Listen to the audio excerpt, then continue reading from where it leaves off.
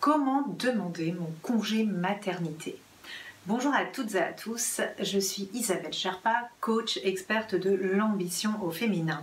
J'accompagne les femmes à devenir aussi zen et épanouies au bureau qu'à la maison. Si vous n'êtes pas encore abonné à ma chaîne YouTube, je vous invite à cliquer sur le bouton s'abonner en bas à droite. Aujourd'hui, je vous propose qu'on fasse le point sur la façon dont on demande un congé maternité. Théoriquement, vous devez faire la demande de votre congé maternité avant le début de ce dernier auprès de votre employeur. En pratique, c'est pas comme ça que ça fonctionne. En effet, votre congé maternité débutant 6 semaines avant votre date présumée d'accouchement, ce n'est pas à ce moment-là que vous allez prévenir votre employeur. D'une part, il y a de grandes chances que votre grossesse se voie. D'autre part, pour tout ce qui est organisation de votre remplacement, ça va être un petit peu compliqué si vous le prévenez 6 semaines avant votre départ. Pour pouvoir faciliter les choses, parce que c'est également avant votre départ en congé maternité qu'on va préparer votre retour et que vous allez préparer votre retour. Si vous avez donc des aspirations, si vous souhaitez donc évoluer sur un poste de management par exemple, il va peut-être falloir préparer votre retour de manière un peu plus orchestrée et le faire bien avant votre départ en congé maternité. Pour déclarer votre congé maternité, vous avez quand même 2 possibilités pour le faire. Par oral ou par écrit. Très clairement, je vous conseillerais le recours à l'écrit systématiquement. De cette façon, vous gardez-vous dans vos archives personnelles une trace écrite et ça vous permet en cas de désaccord de pouvoir vous référer à ces traces écrites.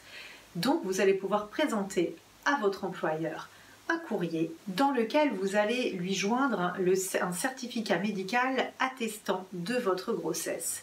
Vous allez également noter dans ce courrier les dates présumées de votre congé maternité. De votre côté, avant la 14e semaine de grossesse, vous allez devoir prévenir la CPAM, Caisse primaire d'assurance maladie, et aussi la CAF que vous êtes enceinte.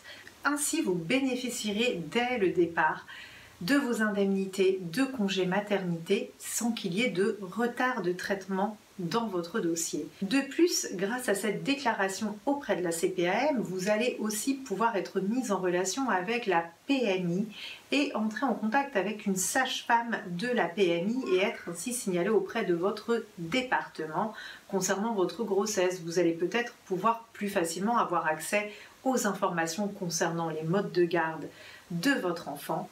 Et cela donc sera grandement facilitant. 2 choses à retenir.